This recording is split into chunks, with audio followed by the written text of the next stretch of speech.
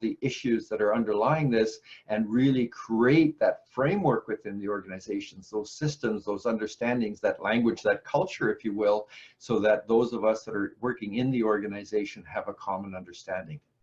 And there's three elements that we have to have in place. The first element is an accountability and authority model. I call it a model, but it's really a language. It's all about how do we manage here and how do we collaborate here. There's no standard language in organizations in terms of how we work together, how we delegate, how we collaborate. Imagine if you were an engineer trying to work without standard definitions of terms. You couldn't build a building, you couldn't make plans.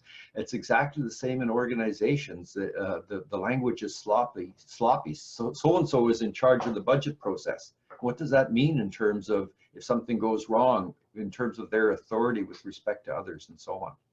So I call this really the rules of the road about delegation and about cross-functional work in terms of how we work together. Imagine imagine a city where there were no rules for how traffic flows, no signal lights, no center lines, no signal lights, no even brake lights or common signals of any kind. It would be gridlock.